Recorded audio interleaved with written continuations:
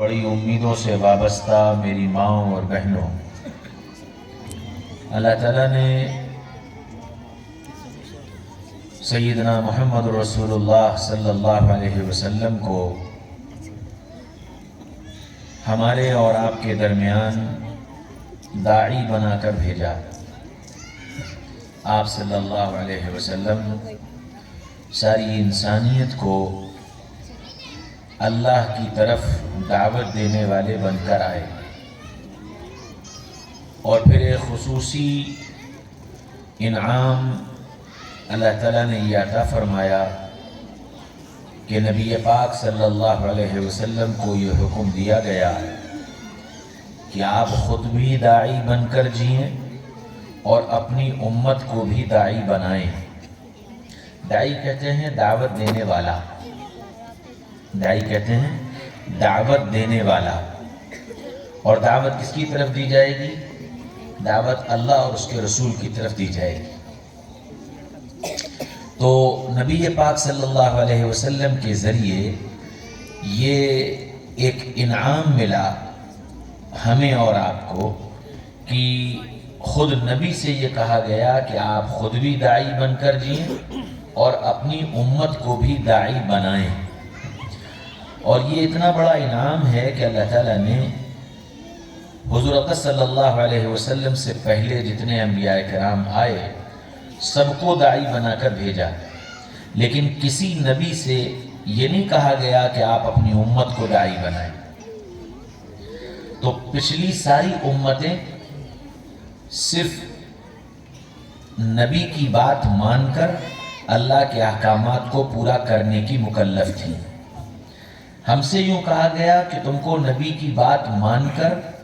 اللہ کے احکامات پورے کرنے ہیں اور دنیا کے بسنے والے انسانوں تک اللہ اور اس کے رسول کا پیغام پہنچانا ہے۔ یہ دو ہی ذمہ داری ہمارے اوپر ڈالی گئی، اور اس ذمہ داری کو ڈالنے کے لیے اللہ تعالیٰ نے داؤد علیہ السلام سے جو آسمانی کتاب زبور نازل کی تھی، اس زبور میں اللہ تعالیٰ نے داؤد علیہ السلام سے کہا تھا، یا داؤد یأتی من بعدک نبی، اے داؤد تمہارے بعد ایک نبی آئے گا، اسمہ احمد و محمد، اس کا نام احمد اور محمد صلی اللہ علیہ وسلم ہوگا، امتہ مرحومہ و مغفورہ، اس کی امت قابل رحم ہوگی اور اس کی امت قابل مغفرت ہوگی، وَلَهُ فَرَائِضٌ كَفَرَائِضِ الْأَنْبِيَاءِ، اس امت کے ذمے وہ کام ہوگا جو نبیوں کے ذمے ہوا کرتا تھا، وَلَهُ أَجْرٌ كَأَجْرِ الْأَنْبِيَاءِ، اور اس امت کے لیے وہ اجر ہوگا جو نبیوں کے لیے ہوا کرتا تھا۔ تو یہ دولت اور یہ انعام اللہ تعالیٰ نے ہمیں اور آپ کو سیدنا محمد رسول اللہ صلی اللہ علیہ وسلم کے صدقے اور طفیل میں عطا فرمایا۔ تو اب میں اور آپ اور اس دھرتی پر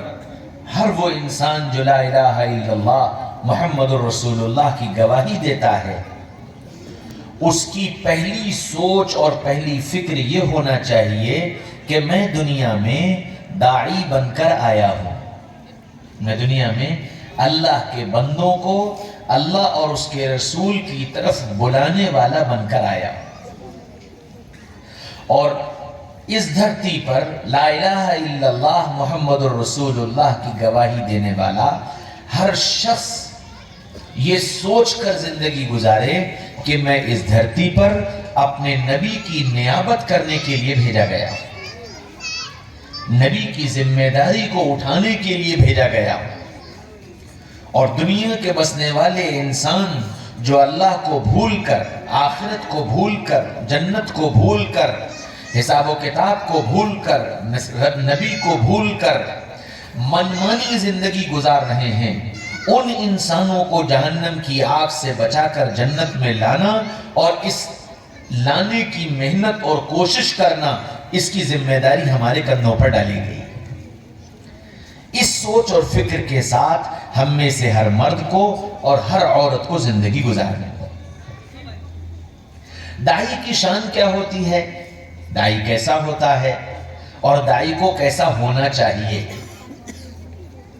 یہ کہاں سے پتہ چلے گا؟ یہ پتہ چلے گا سیدنا محمد رسول اللہ صلی اللہ علیہ وسلم کی زندگی سے، کہ ساری دنیا کے لیے سب سے اعلیٰ نمونہ دعوت کا اور سب سے کامل نمونہ دعوت کا اگر کوئی ہے تو وہ سیدنا محمد رسول اللہ صلی اللہ علیہ وسلم، کہ ان سے بڑا داعی دنیا میں نہ کوئی آیا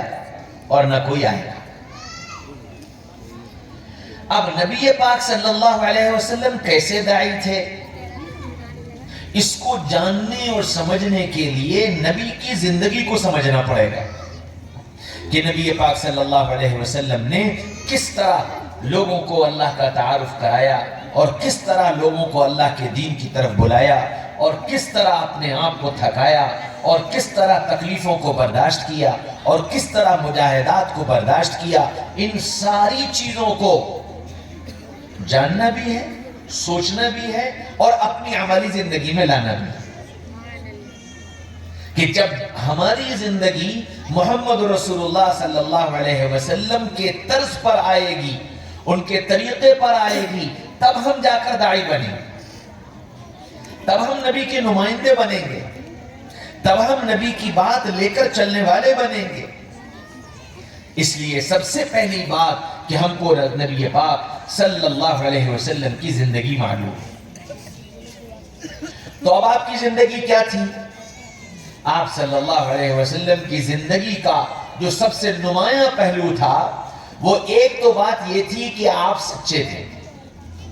آپ سچے تھے،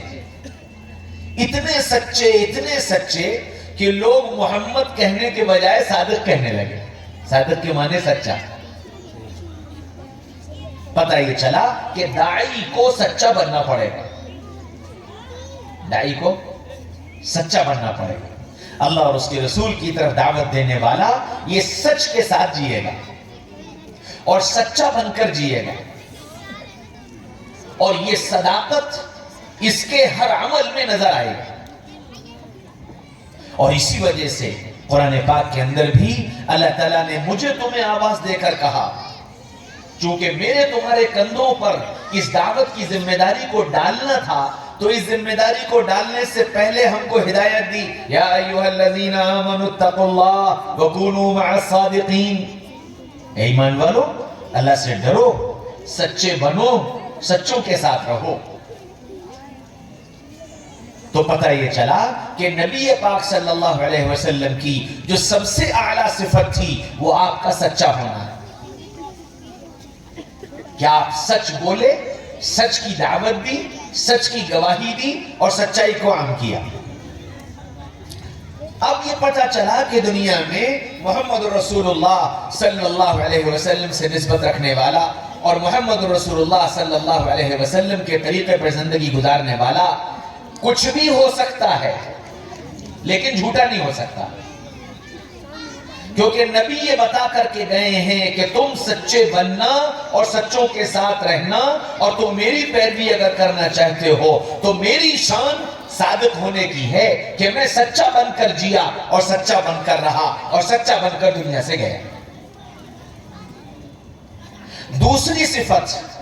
جو آپ کی بہت نمایاں تھی کہ آپ امانت دار تھے، اور اتنے امانت دار کہ لوگ محمد کہنے کے بجائے آپ کو امین کہنے لگے۔ امین کے معنی امانت دار۔ تو اب ہم نبی والے ہیں تو ہمیں امانت دار بننا پڑے گا، ہر بات میں امانت، صرف پیسہ لینے دینے میں امانت نہیں، بات کے پہنچانے اور بات کے کہنے اور بات کے نقل کرنے میں بھی امانت دار ہونا۔ جو سنا، جتنا سنا اتنی بات کہنا، اپنی طرف سے بڑھانا نہیں، اپنی طرف سے گھٹانا نہیں، امانت دار ہونا۔ ہم دنیا میں محمد رسول اللہ صلی اللہ علیہ وسلم کے غلام بن کر جینا چاہتے ہیں تو دنیا میں ہم کو امانت دار بن کر جینا پڑے گا۔